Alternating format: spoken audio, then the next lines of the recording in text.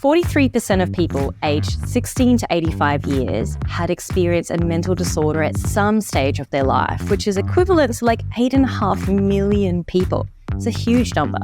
Now, a mental disorder is characterized by a clinically significant disturbance in an individual's cognition, emotional regulation, or behavior, which covers a range of disorders like anxiety, depression, and even substance use disorders.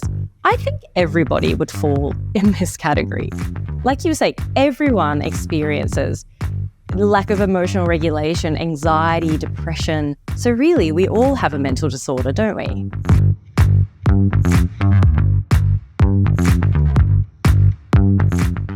Welcome to the Eat, Live and Move podcast by Miyagi, a space where we bring you the latest science-backed conversations, expert insights, and practical tips relating to all things health and wellness. Hello, I am Dr. Gina Cleo, your personal habit change expert. And I'm Dr. Ross Walker. I'm a cardiologist and preventative health expert. This for 60 plus years of our collective experience, and we're essentially on a mission to help you to improve your health and transform your habits so that you can eat, live and move better one episode at a time. And we are not about the fluff or the fads. In today's episode, we're going to be focusing on mental health, as it's something that affects so many people around the world, not just Australians, of course. And for a lot of people, their goals this year is to improve their happiness, reduce their feelings of anxiety, depression, stress, and so on. So we're going to look at the research to see just how much lifestyle factors actually have an impact on our mental health. So things like what we eat, how much exercise we do, and practicing stress management techniques. I think this episode is going to be a real goodie. Make sure to subscribe.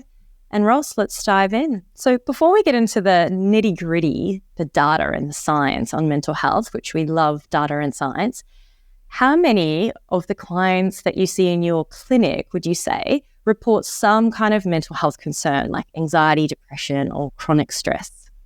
Well, one of the weird things I say in my professional talks, and it gets back to what I say in the clinic as well, say when I'm giving a talk, put up the hands all those people who come from dysfunctional families as one example. And the figures are 60% of people come from dysfunctional families and 40% are liars. So who's suffering stress in this society? Everybody. Everybody. Not talking everybody. About chronic stress, long term. Well, most people are suffering some form of chronic. And I hear it all the time. How have you been? Oh, doctor, I've had a very stressful year. That's almost every person I see in my clinic.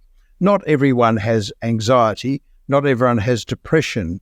But living in this crazy world with all the nonsense that's going on all around the planet is causing so much stress for people. There's often the stresses within families. I say that pregnancy is a disease that lasts for 9 months and you suffer the complications for the rest of your life. so there's all of that sort of thing goes on in families all the time, interactions between relatives, just so many things happen. So yes, it's the absolute norm in my practice to see people that have either some form of chronic stress, some form of depression, some form of anxiety.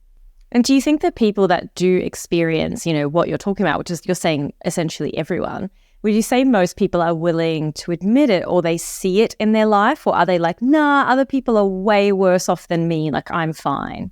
Yeah, no, I think that people are getting more honest about this. And as I said, 60% admit to it and 40% are liars. So the people will come in and say, look, doctor, I think this is affecting my health. And I say, I absolutely agree with you. And we start to work on those sort of things as well. But there are some things that are just uncorrectable. So, for example, you'll see families where one sibling doesn't talk to another sibling, or there's a fight over the will. Where there's a will, there's a relative. And this is the problem, that these things go on all the time with people, and it causes these background stresses that everyone's experiencing. Because think about it, we were designed to wander around the jungle for 30, 40 years with a spear. The only stress you had was the acute stress of the kill or the stress of avoiding being something else's lunch. And that was it. But we're woken but it's up not chronic. But we're woken up in the morning by a thing called an alarm clock. That starts it off. And it just keeps going for the rest of the day until you drag yourself back into bed at night. Yeah, it's true. Interestingly, my husband and I, we have been chatting lately about we're sort of toying with the idea of maybe in the future trying for children. And I found myself getting so anxious about the idea of being pregnant. And I was chatting to my psychologist about it. And here's the thing, right? I've got endometriosis, adenomyosis. I've had several surgeries on ovaries to remove cysts and fibroids and all sorts of things that go on in my reproductive system. And for me, every time I menstruate, which I haven't for years, because what happens is I end up in hospital every single month for several days. And the only thing that I can do is just get knocked out for that time. And it honestly, it ruins my life. I can't exercise. I don't eat very well. But then I also have the anxiety of coming up to my period and then the recovery time after. So it's just such a horrible time. So she said to me, of course, the idea of falling pregnant is going to make you anxious.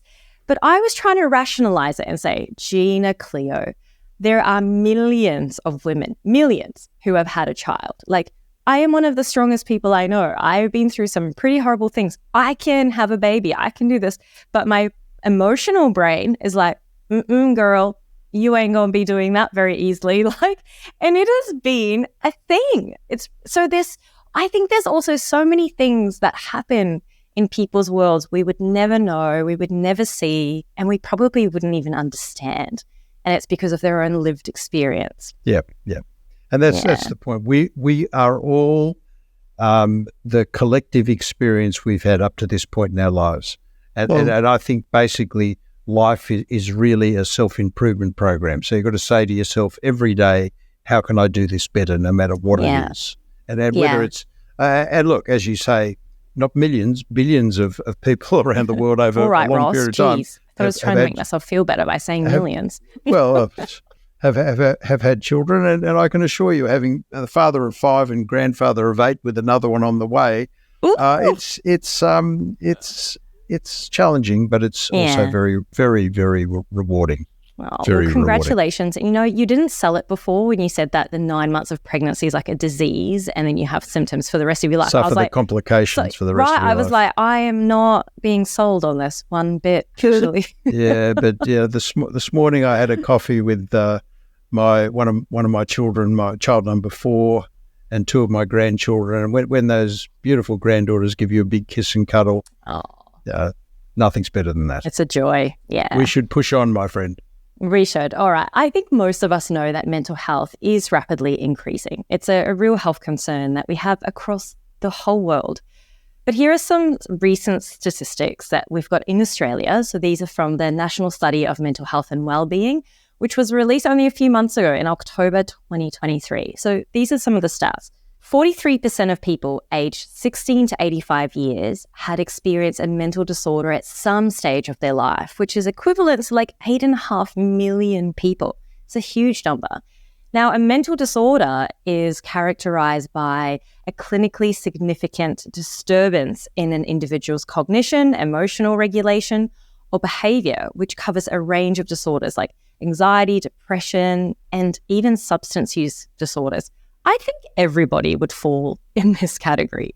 Like you say, everyone experiences lack of emotional regulation, anxiety, depression. So really, we all have a mental disorder, don't we? Oh, yeah. I think it's the human experience. We are, as a species, Homo sapiens are very flawed.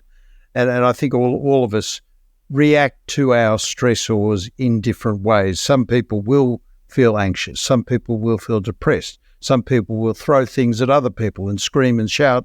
Other people will have substance abuse. Other people internalize it and get internal symptoms. So there's always a manifestation of stressors, and nobody has this constant happy life where nothing ever goes wrong.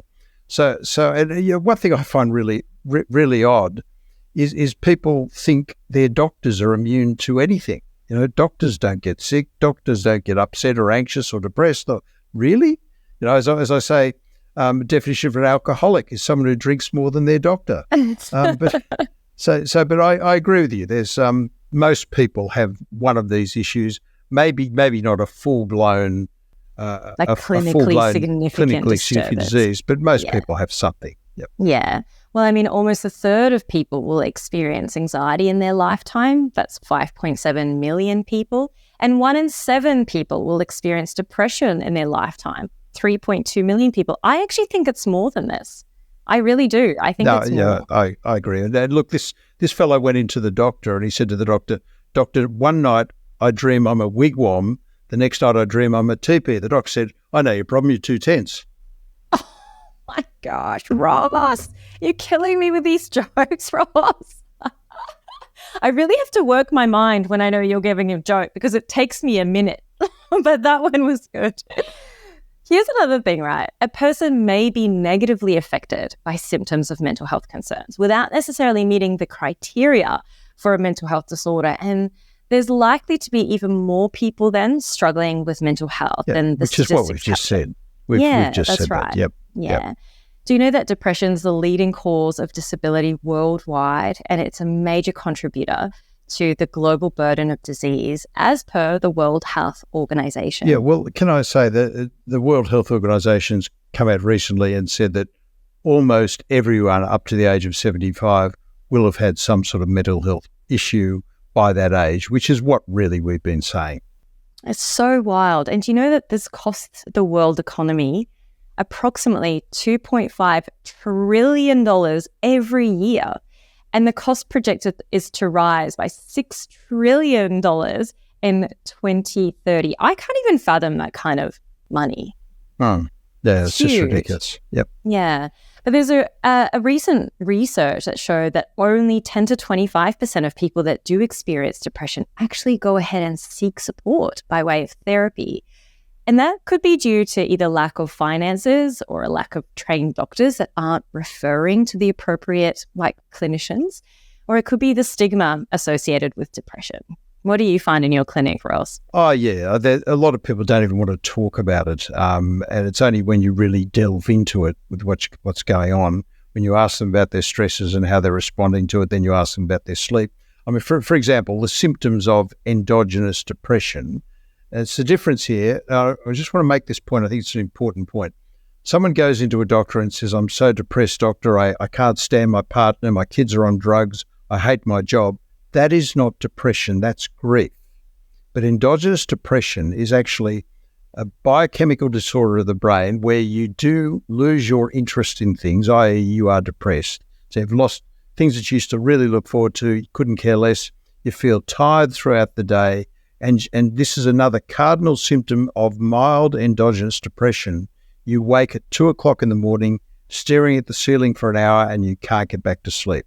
They're the 3 cardinal symptoms of endogenous depression. That's so interesting. Wow. Yeah. You know, my husband, Mitch, is a firefighter, and he's gone to some pretty traumatic incidences that he has had to work on, whether it be, car accidents or house fires. And I said to him, what was it like to, debrief after this particular thing that happened not so long ago? And he said, we all get in the truck and we might just sort of talk about something else, or we might make a joke about something, like lighthearted talk about something, because it's just too much to talk about some of the things that happen. And although like the first responders, and it also includes police, because a friend of mine's a cop and she tells me the same thing, although the services are there, the reason why the staff members may not reach out to them is because they're potentially worried about losing their jobs or the stigma around it. And so they'll just bottle all this stuff up and it's never really dealt with, which I think is really dangerous. Thankfully, Mitch is all about therapy, loves therapy. And so we're good. And I'm always like, you've got to debrief about this. Like, I'm very good at sort of prompting him. But unless someone was open to that, then yeah, it could just perpetually get worse. And when you think about it, every reaction you have in that situation is really this post-traumatic stress disorder. So some trauma has occurred that has made you feel stressed, and you'll react to it in some certain way, whether it be anxiety, depression, or throw things at other people or whatever. It's true. And I've definitely experienced that. So I haven't thrown anything at anyone that I can remember, but I have obviously, I've definitely experienced those trauma responses, and it's really hard work getting through it. Yeah. We all have. And as I said, some people have major issues with anger management. Other people have major issues with anxiety, depression. So I just think from these statistics alone, it's pretty obvious that mental health, and we've been focusing on this, is a huge concern, not just in our country, but all over the world. So it's really important to prioritise mental well-being. I couldn't agree more. And, I think while it's important to seek help from a psychologist, and, Ross and I we're huge advocates of therapy and chatting to somebody, I think that, or medications, whatever it might be, right? I think a lot of people aren't appreciative of how our lifestyles can be impacting our mental health. What do you think about that? I think there's no doubt about it. It's really interesting that the recent COVID pandemic has highlighted this, because I think what COVID did was just tip people over the edge who were already on the precipice. And typically the people who got very ill from COVID, apart from the very old and the very sick with other problems, were people that had very poor lifestyles, because their lifestyles weren't keeping their body healthy. They get COVID and it just tips them over the edge. So I think it's so important that people focus on those 5 keys of being healthy. I'll say them again, I say them all the time: no addictions, good quality sleep, good quality eating, regular exercise, and happiness. So, and I think that people who do those things well can cope with the stresses of life so much better. Yeah, it's so true. And we know that sometimes they can't only just help our mental well-being, but in some cases prevent the requirement for medications or those mental health concerns getting even worse. Sure. Yep. So let's dive into some of the best things you can do in this new year, 2024 and beyond, to help manage your mental health. And we're going to do this in 2 parts. So we're going to focus first on nutrition and exercise, but next week we'll cover sleep and stress management. Awesome. I love that idea. So let's deep dive into it then. Should we start with nutrition, and let's just see, what does the research say? Well, there's a really strong body of research now suggesting a link between poor nutrition and mental health, known as, strangely, nutrition psychiatry. So it's important to note that the field of nutritional psychiatry is still evolving. New studies are coming out all the time. So let's look at some of the key findings to this point. And this is something that you and I speak about all the time, but the vital importance of good diet, and the only diet on the planet with any significant evidence base is the Mediterranean diet. Yeah, and it's been associated with not just a lower risk of what keeps me in a job, cardiovascular disease, so about a 30% reduction in cardiovascular disease just by people who follow the Mediterranean diet, Alzheimer's disease, cancer, etc., but also significant reduction in the risk of depression and improved mental well-being. And look, there's nothing, people think this Mediterranean diet is something esoteric that only people who live in little villages in Calabria can follow. Nonsense. No. It's basically fruit and vegetables and oily fish and legumes and nuts and seeds and whole grains and herbs and extra virgin olive oil as well. Don't forget that. So, and I think extra virgin olive oil is a really important component of this. And the people in the Mediterranean, they dip their whole grain bread in olive oil. They put olive oil on their salads. They cook in olive oil. So I think olive oil is really important. But we're going to really focus on the Mediterranean diet in another episode, because I just lots feel of detail with it. That's the way we should be eating. But also other research shows there's a thing called the SMILES trial, which is I love these acronyms they use for these trials. So the SMILES trial is the first intervention study of its kind. It's led to an understanding of the role of diet as a treatment strategy for depression. Now, I just want to make a point here. About 50, 60 years ago, this gentleman called Ansel Keys came out with a thing called the 7 countries study, where he looked at 22 countries and only released the results of 6 in a thing called the 7 countries study. So if you can figure that one out, you're a smarter person than I am. But he came out and he basically said that fat was the cause for heart disease, which is complete and utter nonsense. So everyone went on this low-fat diet. And with the low-fat diet is a low-protein diet. And there's something that's really important in protein. It's a thing called tryptophan, which is one of the amino acids, which is the precursor step for serotonin. And a lot of people don't realize this, but we're getting more and more emphasis on this now in medicine. But 90% of the serotonin is made in your gut. So if you have unhealthy gut bacteria, you're not making serotonin. So therefore, you go into a low-fat diet, which is also a low-protein diet.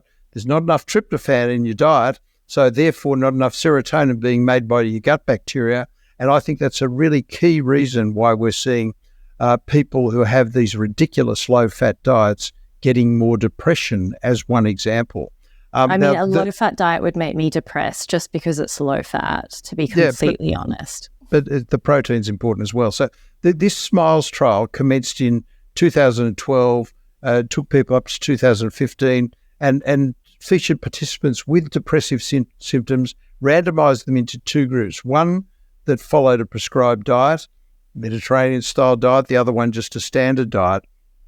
And this was a sort of, the Mediterranean diet is a hybrid based on Australian and Greek dietary guidelines, with control participants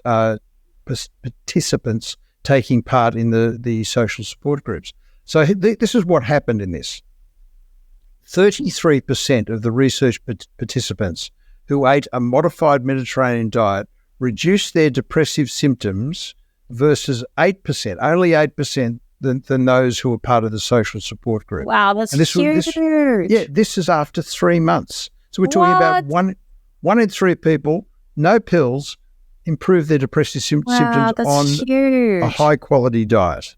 Wow, that is so huge. Oh my gosh. 33% versus 8% just from changing what they're eating.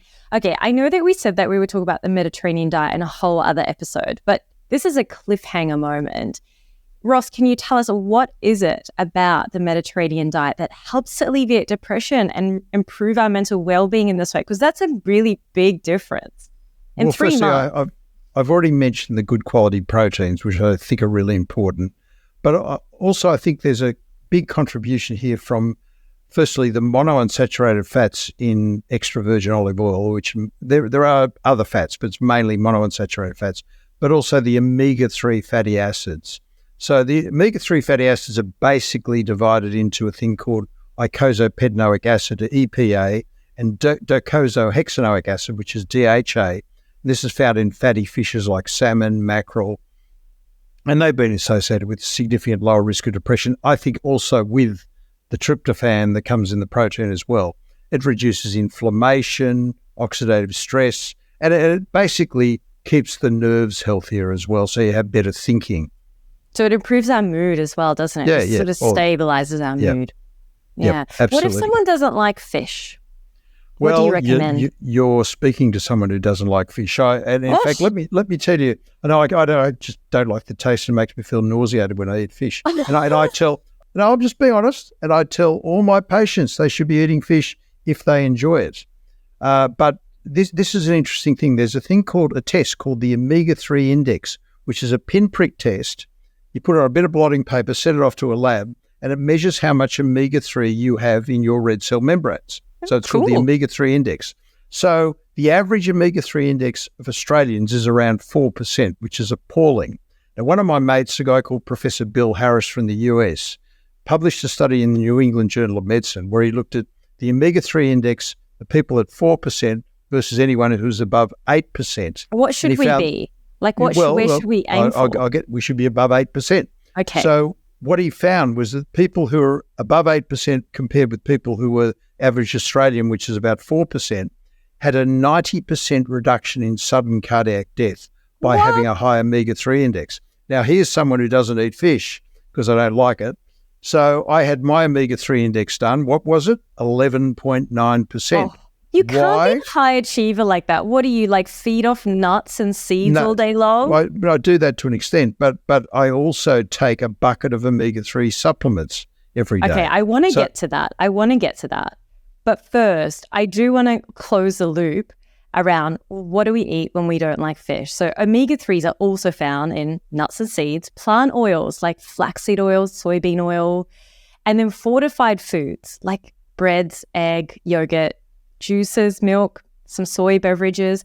So, okay, supplements. Do you take supplements, and which ones do you recommend? I take a bucket, but I want to make the point to everybody that I believe that we should be getting most of our nutrients from a good quality diet like the Mediterranean diet, not seeing supplements are called supplements for one reason. They're a supplement to healthy living. So I always talk about the 80-10-10 rule. 80% of anyone's management is how you look after yourself, the 5 keys of being healthy. 10% is the appropriate use of pharmaceutical drugs if you need them, and many people don't. And the other 10% is the appropriate use of supplements. So I take every day in terms of omega-3s, and again, being an anally retentive neurotic, this is probably a bit over the top. But I take a high-potency fish oil, one of those twice a day. I take 1,000 milligrams of krill, which is a very good anti-inflammatory omega-3, and I take New Zealand green lip mussels. So I take those for my joints. So that's why my omega-3 index is 11.9%. But let me also make the point to people, there are some people that just have an inherently high omega-3 index, regardless of what they eat, because we're all different. So what might work for you doesn't always work for your next door neighbour. So don't compare yourself to other people. You've got to go off and have your omega-3 index test, see what it is, see how healthy you are in terms of that, and see whether you may need a supplement, whether you may need to increase your fish intake, or you might be fine. Question, Ross. Do you sometimes burp and taste all that fish supplement that you're having? No, I don't. Okay. No. So I've got a cast iron gastro. Nauseated? No. Good to hear. It's very fishy, the very fishy taste. That's what makes me feel nauseated. Yeah, nasty. Sardines. So say someone doesn't have access to the specific supplements that you just recommended. If they just went to a pharmacy or a health food shop and grabbed any old fish oil, is that good enough? No, or are there fish oils and fish oils? There's fish oils and fish oils. And let me just make a point. This is digressing from the topic.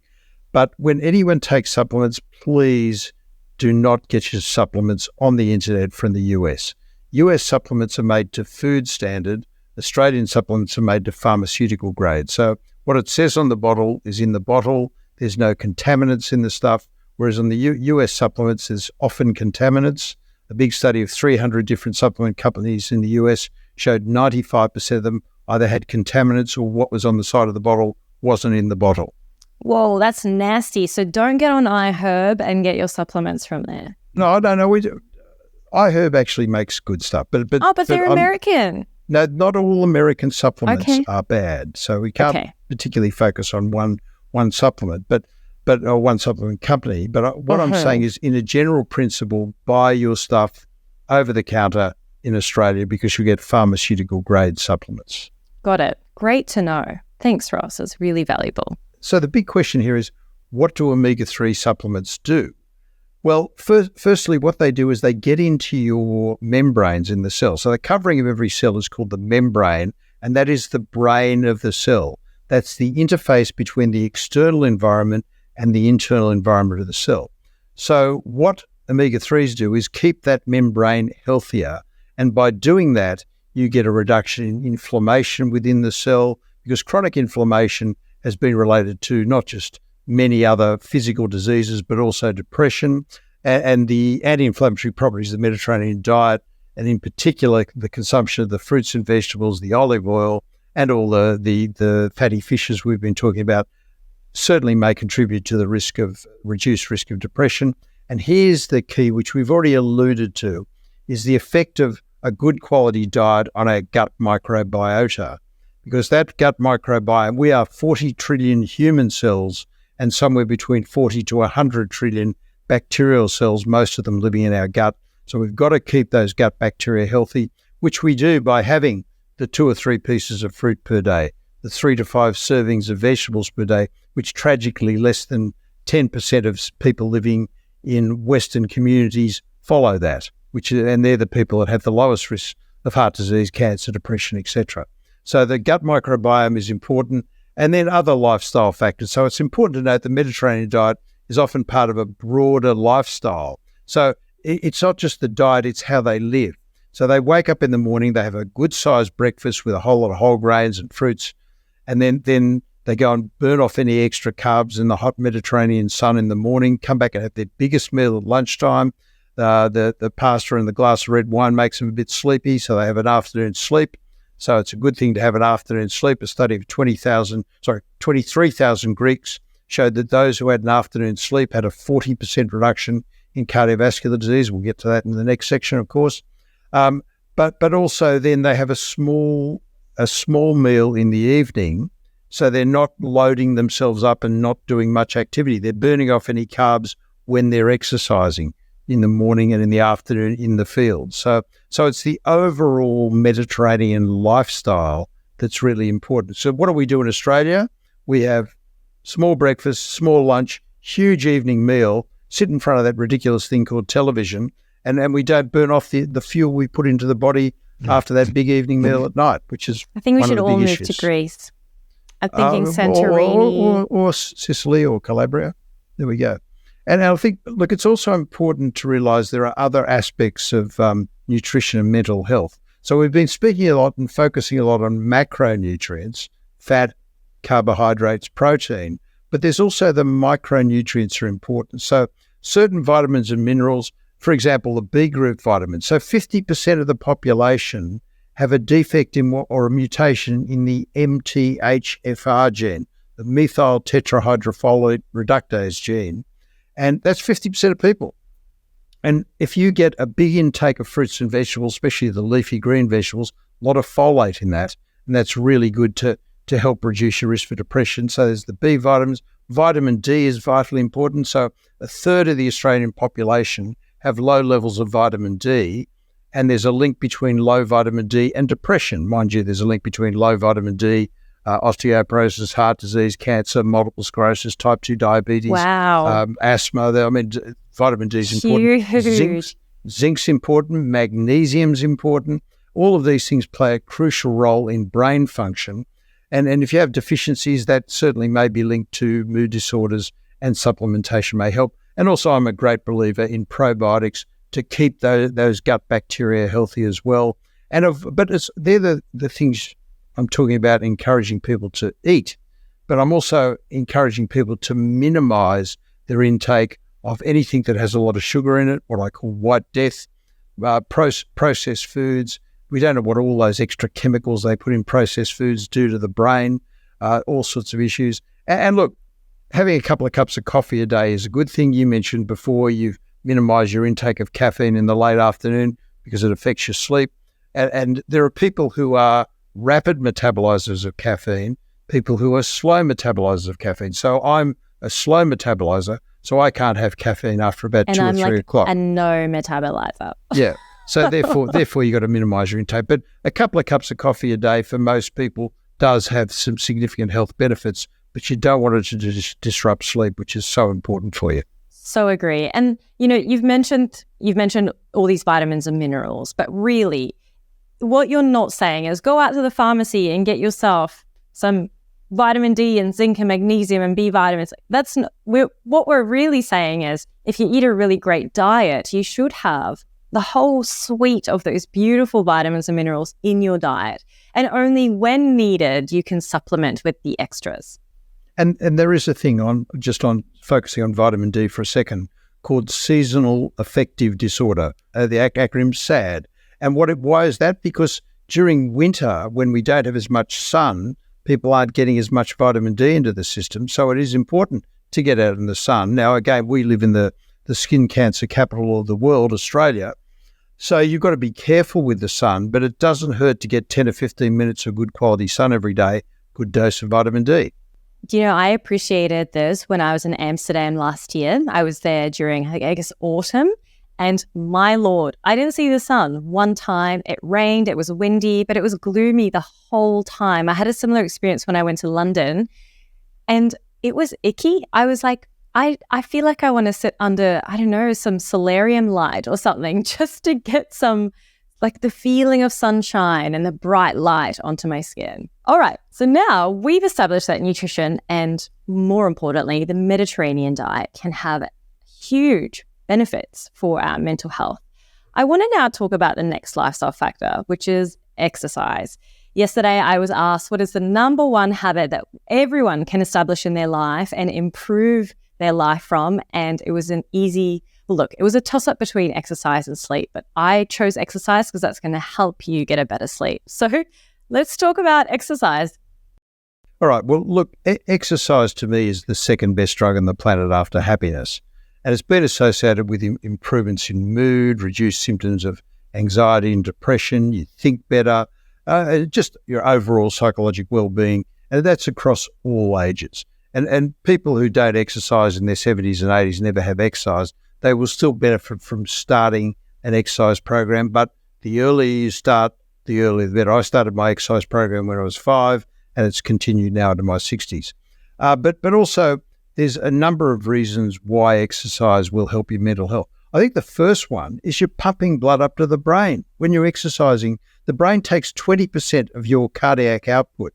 When you're exercising, you're really keeping the blood flushing through the brain, flushing out all the toxins you're accumulating. So it's one of the big reasons exercise is associated with less dementia, for example, but also less depression as well. But when you exercise, you release all these neurotransmitters. We've all heard about these endorphins and enkephalins, more serotonin, more dopamine. People get that sort of buzz from exercising. And this contributes to much better mood, much greater feelings of reduction in stress and anxiety. Yeah, so true. And speaking of the brain, exercise also has been linked to an increase in neuroplasticity, which is essentially our brain's ability to adapt and reorganize itself. When we're changing our habits, we are implementing neuroplasticity. And this can have huge impacts, like huge benefits with our learning, our memory, our mood regulation. So actually, if we exercise, or the more we exercise, the more we're able to change our habits, because we're allowing all those amazing chemicals in the brain to do their thing to help reorganize our neural transmitters. And then there's also social interactions. I like group-based sort of activities, but it has to be with my friends. I don't want to talk to random people at the gym, but some people really love the social interaction and support that they get from other people, which can help with their mental health. And we know that exercise improves our sense of our self-efficacy, our self-esteem. It can reduce inflammation.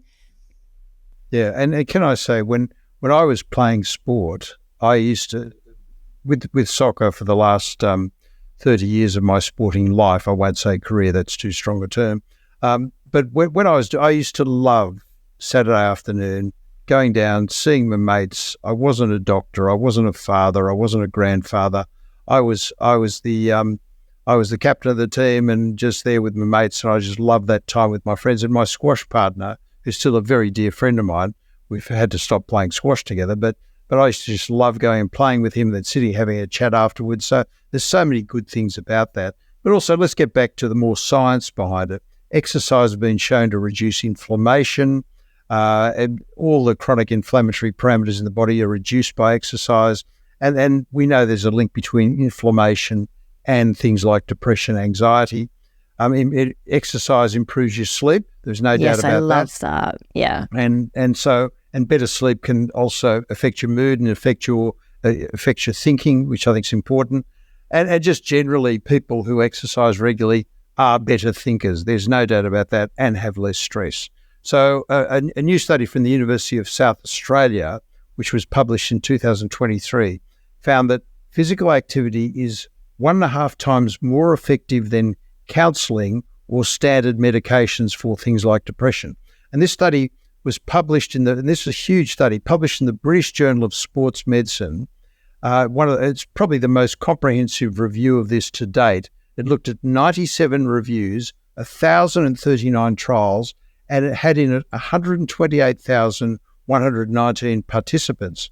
And it showed that physical activity is extremely beneficial for improving symptoms of depression, anxiety, distress. And specifically, this review showed that exercise interventions that were 12 weeks or shorter were the most effective at reducing mental health symptoms. So what we're saying here is you get a huge benefit early on. So you've mentioned before, a lot of human beings don't like to change their habits and see no difference.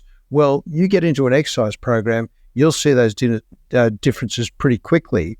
And the largest benefits were seen amongst people with depression, pregnant, postpartum women, healthy individuals, and people diagnosed with HIV or kidney disease. So a huge study, I think really, really important. So the key findings from the whole review: higher intensity exercise had greater improvements for depression and anxiety, whilst longer duration had smaller effects when compared to short and mid-duration bursts. So if you're someone who's suffering some of these things, that the high-intensity exercise, I think, is an important thing.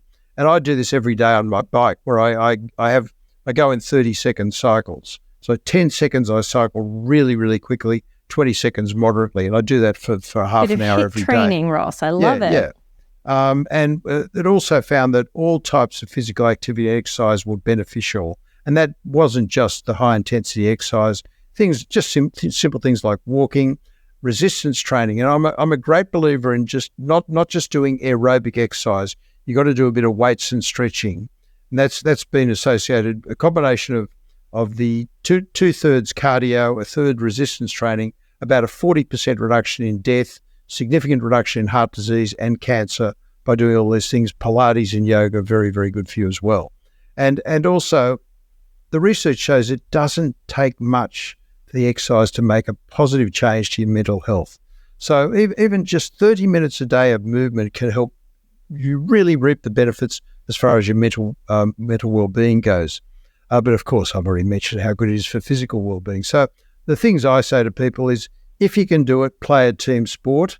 I can tell you a funny story. My son-in-law plays over 45 soccer, and I played sweeper my entire soccer life, which is the guy at the back just before the goalkeeper. And their sweeper was injured for a few weeks. My son-in-law said, "Now, Ross, do you think you can come along and fill in?" And so the little evil voice in my head said, "You can do it." But the sensible voice says, "One bad tackle, you've ruined the knee replacement." Your knees, But if you can play, I didn't do it. But if you can play a team sport, it's fantastic. So it's more fun than it feels like hard work. A stand-up desk is not a bad idea. I've got one of them. They're look, brilliant. What I do in my office, I don't have a stand-up desk, but what I do have is I put all my stuff over on the examination couch where I'm not examining people, so I have to keep getting up to getting the stuff, so I'm not sitting down all the time. Great idea. The other thing that I do is, if I'm in the office, I will do like walking meetings. So I'll actually get out, say it's at lunchtime, and I'll walk around with, whatever meeting that I've got. I might do that, or I'll get out at lunchtime and actually I'll have my lunch in the sun, then I'll do a little walk before I come inside. And even if it's just 15 minutes, makes such a difference to the day. I also plan, my partner and I will walk together. So we'll take Macy to the park, the dog park, and she's running around, and we'll actually walk around the park and we'll just catch up about all the things.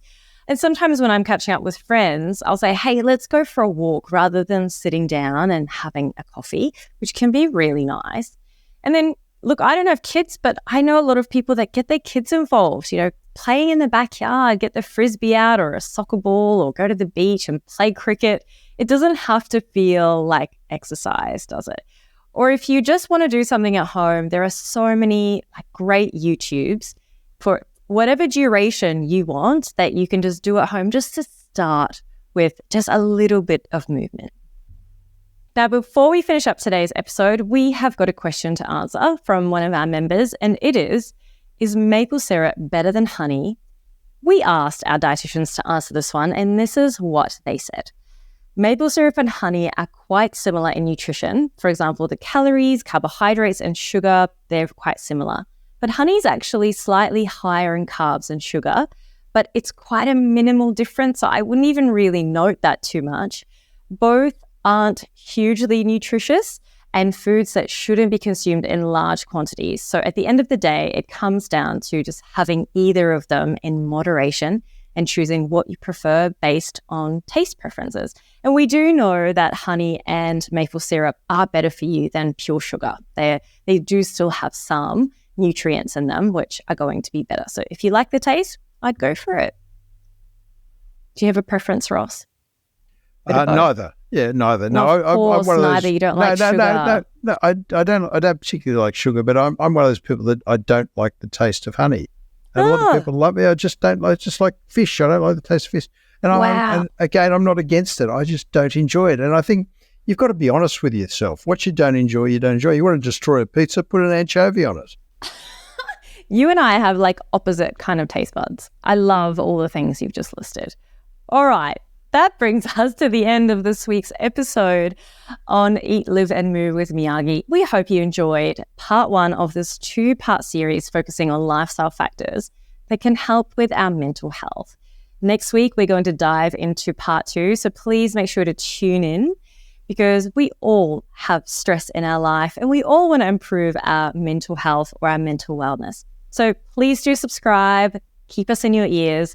And that is all from us from this week. We'll see you again next week. Bye.